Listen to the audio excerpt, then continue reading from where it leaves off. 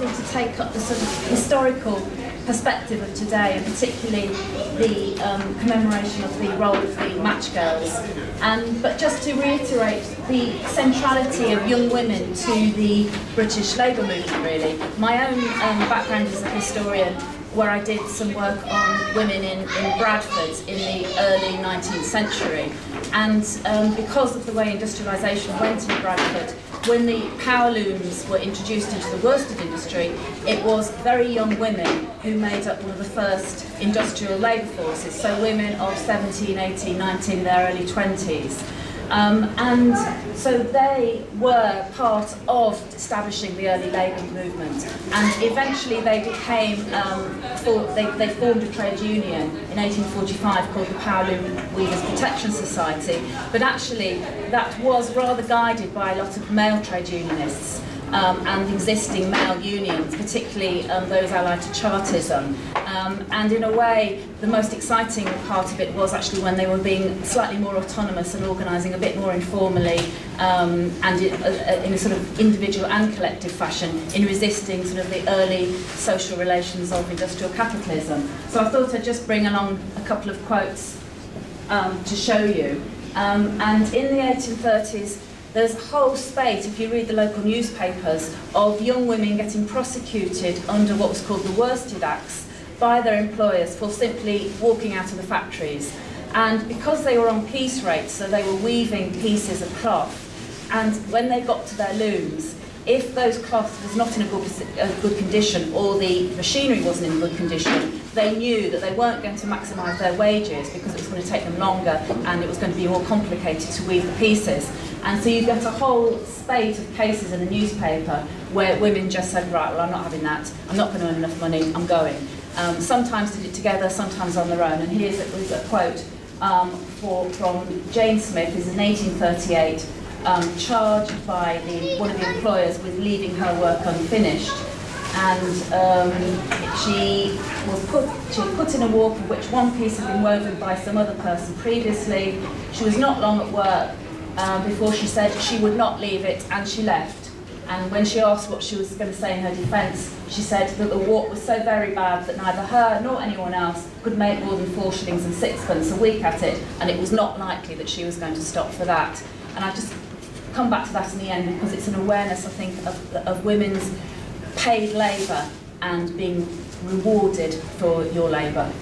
And then we get to more informal collective action amongst these women. So here an example of a strike of power loom weavers near Bradford, where 4 firms, 4 factories, their workers had walked out on strike for advancing wages. And they have a march and they parade one of the factory owners as an effigy and shoot and burn him. So these women were absolutely fundamental to early trade union history. And I wanted to jump a bit to more recent trade union history and the British Airways dispute, because I think this is another example of a historic, what will be considered to be a historic mobilisation of largely women and gay workers. The miners' strike was talked about this morning, that's become iconic, but actually I think, hopefully in times to come we'll look back and think of this as an iconic dispute as well. And this was a result of British Airways in the environment of low-cost airways. Huge pressures have been put on companies like British Airways to cut costs, and they wanted to transform the working arrangements and terms and conditions of their cabin crew.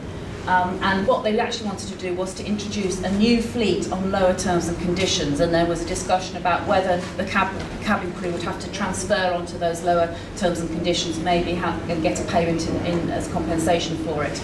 And that was behind the strike which happened between 2009 and 2011. And the form of the strike took 22 days of strike action over an 18-month period. And the strike ballots, we know, had absolutely huge majorities, so 80–90% in favour of strike action. And we know that British Airways tried to make those strikes illegal by taking an injunction against the union, and they lost that on appeal, so that in the end the strikes were able to go ahead. And we see huge counter-mobilisation by British Airways. If you talk to the women, I've talked to about 60 of the people who took strike action, men and women, but they sacked about nearly 100 activists. And when I say activists, you could just be seen to be talking about the dispute with someone. It was really, really nasty. And these women and other men as well really stood up to this employer in what was a very, very horrible dispute. And in the end, did protect their terms and conditions. So again, I was a quote by one of the women who took strike action. And again, sort of coming back to this morning, they tried to make out that we were like the miners.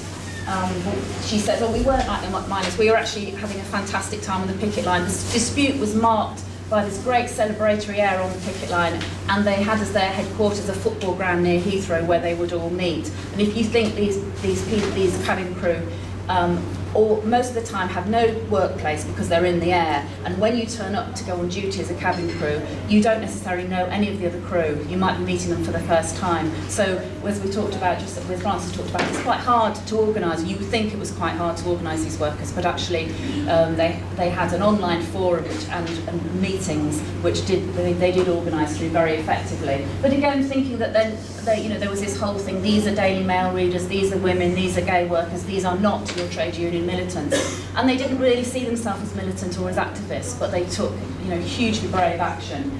And the word solidarity also comes to mind, as Tony Benn was saying this morning.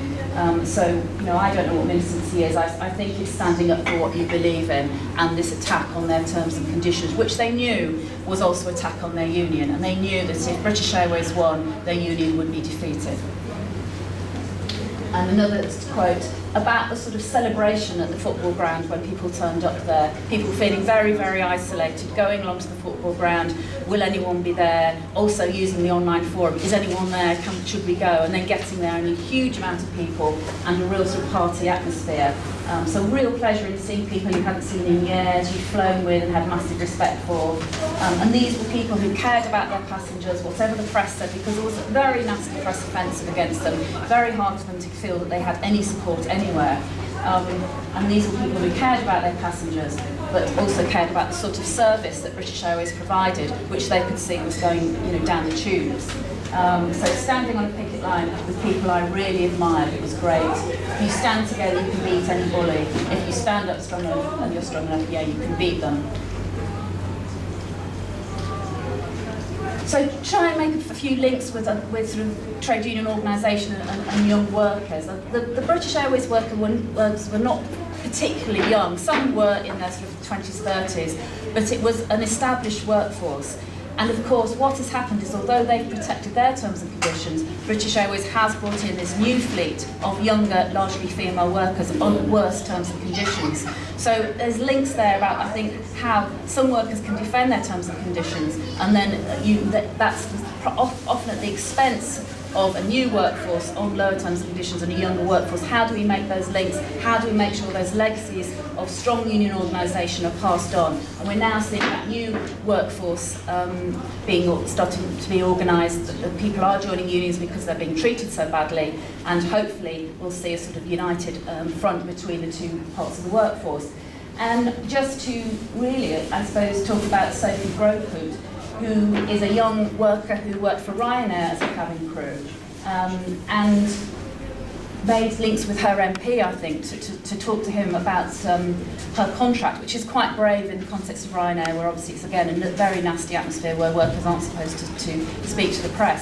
But they have now introduced a contract where they have to take 3 months compulsory unpaid leave in the winter, and they can't take another job.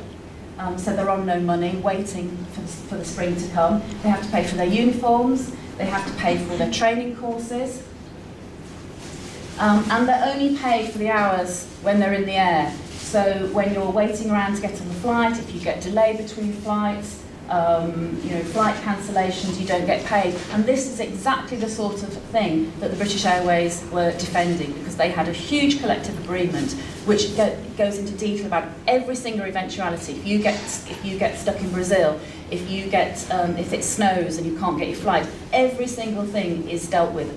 The hotels you stay in, the union, monitored everything for them. And you might think that some of those details are quite small, but actually this is what happens when those sorts of conditions get smashed. And that's what they knew. They knew that this is the sort of thing that would be coming in.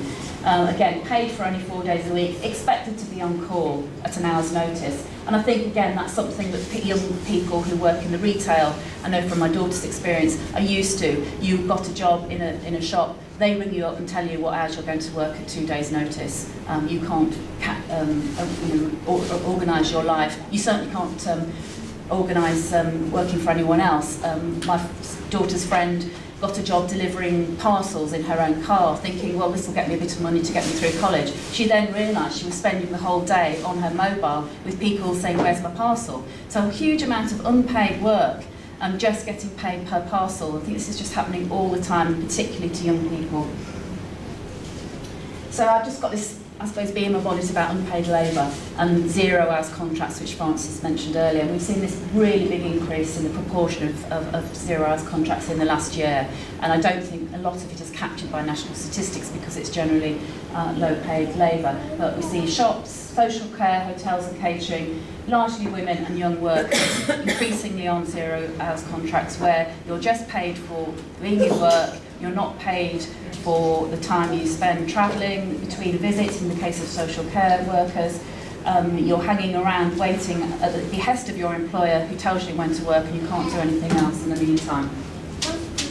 And it does raise a number of issues for the national minimum wage, the living wage. I've just done some work on home care workers. A lot of them are paid the national minimum wage and some of them are even paid a living wage. But of course they are spending 7 hours a day hanging around between visits, waiting for work to come up, and only paid for, 5 hours of it. So again, this assumption about unpaid labour, and particularly about women's unpaid labour. So hours are very important, and I know when workers at Pret-a-Manger recently did try and organise, their demand was not only for an increased hourly rate, but also for guaranteed working hours, because you can't obviously survive on, 18, 19 hours a week. So I think it's very important that we assert the right to paid labour, and we assert that we cannot provide services, quality services, unless it's a properly paid, properly trained workforce. And we need the legacies of the workers who have defended terms and conditions in the past. We need to take those forward into organisation for younger workers, workers in unorganised places. We're seeing the fragmentation of work. People, social care workers hardly see another worker all day. They would have worked for a council where they had a base to go to, and they could have those sort of social relations at work that we all enjoy, or we should enjoy. They're now isolated on their own. How do we organise those workers? How do we organise workers in shops who are on short shifts, who come and go? It's difficult, it's a challenge, but I think we've got to do it. Sean, thank you very much.